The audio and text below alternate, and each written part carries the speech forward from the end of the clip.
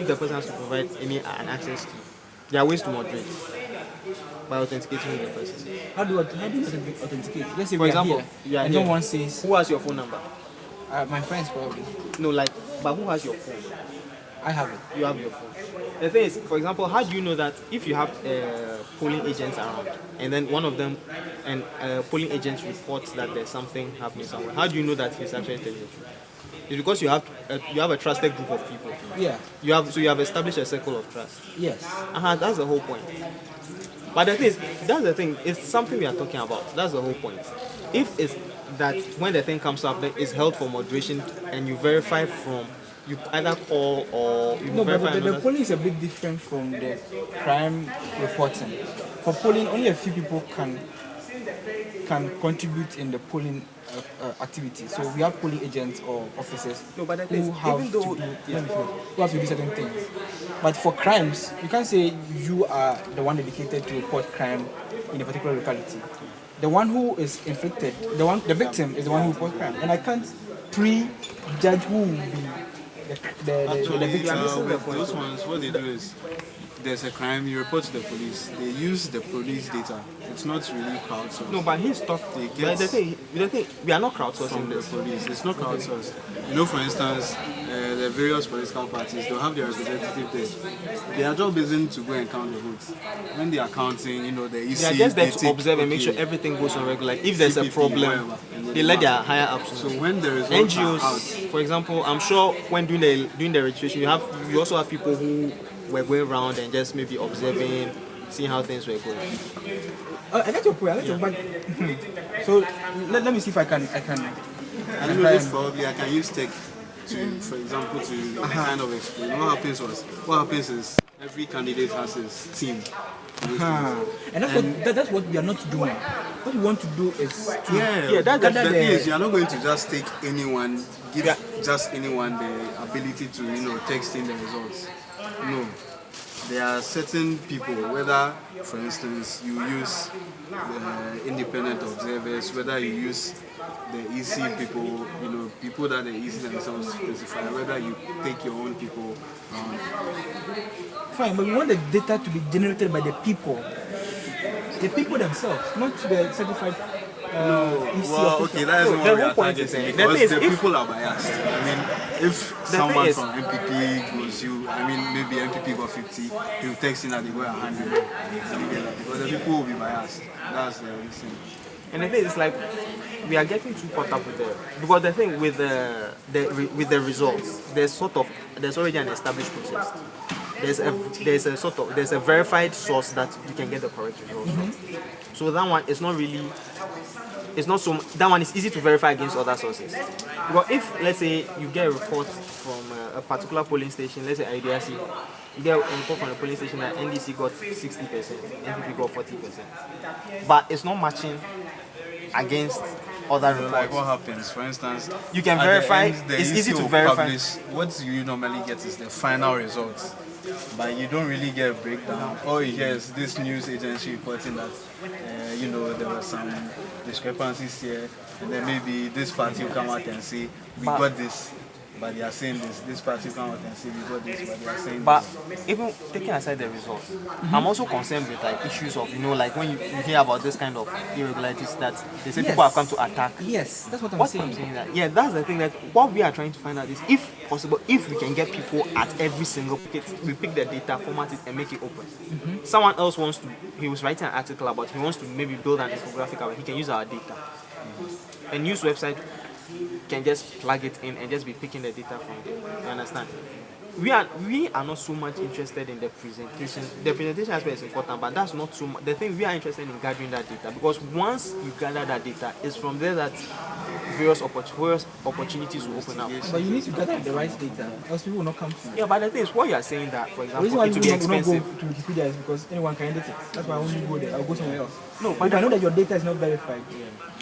Boys from Kumasi could have just put in 1,000. But what you're saying about Wikipedia, people will not go in there. But the fact is, still, people right now is the most widely used reference source in the world. Despite the fact that, but you can't quote it for research purposes. It depends. No, you can't. Normally, what a lot of people do is they go there and they look at the citations. Yes. So they use it as a first reference point, and then from there you verify.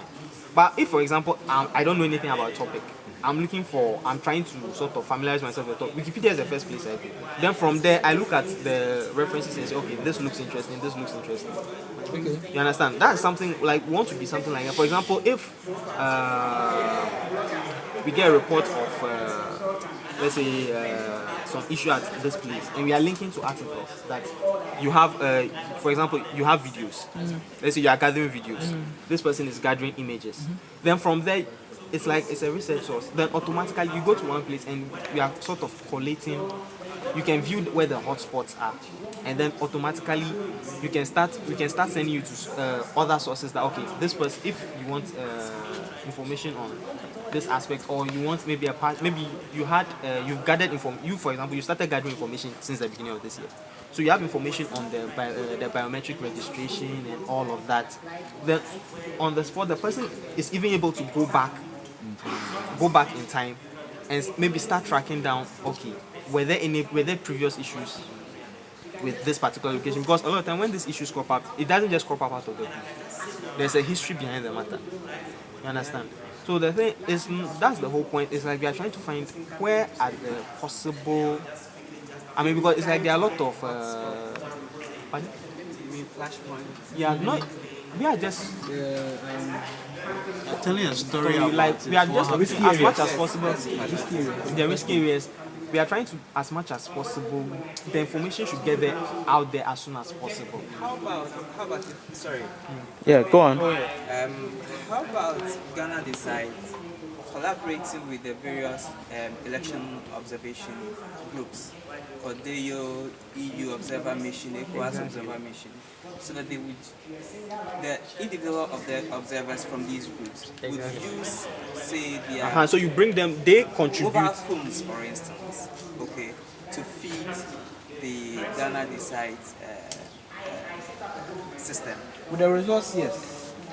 The results, yes. Results and But other the issues. The thing is, you know, the problem with the issues is, Just for instance, really, I don't know. Well, I stand to be guided. Whether Ghana decides it's about events before the elections, results during the election, or results after the election. Which is it? Or it is both results and events before, during, and after the election.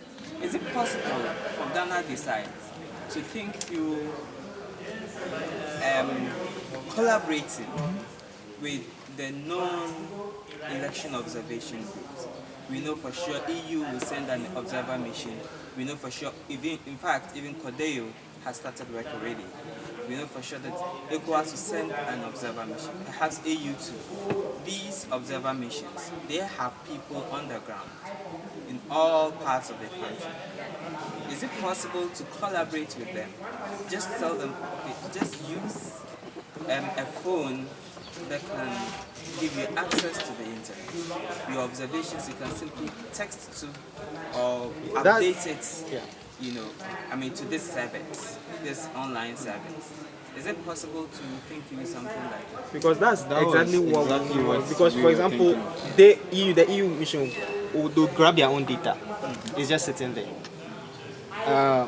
Even the various embassies, consulates, some of them too, they organize their own small sort of observation mission. International news agencies.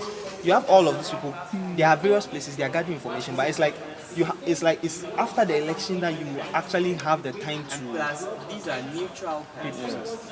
At least if they are not so neutral, at least there's some you can get element of some- neutrality.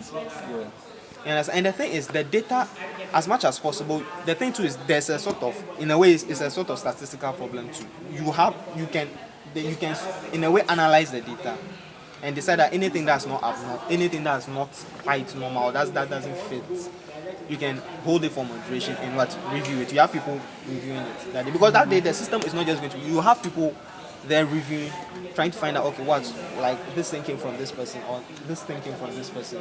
Is the information actually true? Because if, for example, you have someone sends in a text that there's a riot at this place, you are going to verify. How? What? How? One, the thing is, you can call the person. No, if he lied by texting, he lied by talking. No, but the thing is, for example, if I was you thinking can verify from other sources. you rely How? mostly Is it- on how? the results. No, You one, you start can with rely on just results news reports. and then you move on. Because if, for instance, For example, if let's say okay, one if candidate is supposing losing, they see they are losing. What would they do? They'll make it seem like there's something happening, and then the issue say based on this and this, You they can't cancel tell during the votes process later. if somebody's Yeah, that was why I was thinking. I think first that we start the with the reportage results. during Okay, the process. and then only problems that happen within that vicinity, where they are the observers, the polling agents, and what's not. So that what happens outside, because there are riots, blah blah blah. You can't be everywhere. But if people are trying to, like what they claim, someone has come to take the ballot box and run away and the likes, that can things easily you be can verify. verified. You get Maybe it? not But really, if some but you can fights, verify them. on the way to the place, some two parties clash and whatever. As for those, And those are the ones that we want. Because But the ballot box is unfortunately, getting messy. those You are can see it gets anywhere. very difficult. We want the ones that us we are not doing anything different. It means that Why you should somebody Actually, come to our we website and not actually go doing to very CDFM? That's what we want. you know what they are doing then different. it means that There's no central location where all these things are gathered. the news. What happens is you report to the news. What do? They'll announce at that point in time, this and this and this is going on. If you are listening to another station, you get it. No one will call all the news agencies and report to all of them. Right? No one, so that for someone at his home, someone who isn't, even close, at any point in time, any point in the day, he can still go somewhere and see, okay, this place, what happened, this place, what happened. Because the this thing place, is, it's just we are not trying to get it. We are not. But even with We are, the- we are interested in the data about the results, data about elections. That's the process. And so, if, for example, I'm a volunteer for Ghana Decides, and I'm in the queue to vote, okay, then somebody comes to grab the ballot box. Maybe I have my phone, so I capture the process, then I upload it to some platform they have. Then Ghana Decide can post it to the world that this is what happens. And I cannot, I cannot create that scene. Because maybe before then I'll have. Yes, you can. No, I cannot. If you want to. No, I cannot. People are very resourceful when it comes to When it power. comes to elections, people No, are- wait. I They'll think just that pay, even their own people. even There have been cases where people came bloodied and all that, and it was all staged. at the police station. Yeah. I I don't know if they you claim that they remember were beaten. the first videos, No, you know the the- first pictures of Babo's capture that went out were photoshopped. If you saw, and they looked very normal. I think I don't right know if you saw now those. there are two different issues. The thing is, there are two systems targeting two different things. One is sort of a statistical thing, where you can go and get up to the minute information about what's happening everywhere, in terms of results. And then there's the Ghana Decides one that are looking at the whole process, whether it went smoothly, the irregularities, and probably how they can be corrected. Now, the problem with that one is, like he was saying, as for in the vicinity, the polling this thing, it can easily be verified. But what they want to know is what happened outside of where they are voting.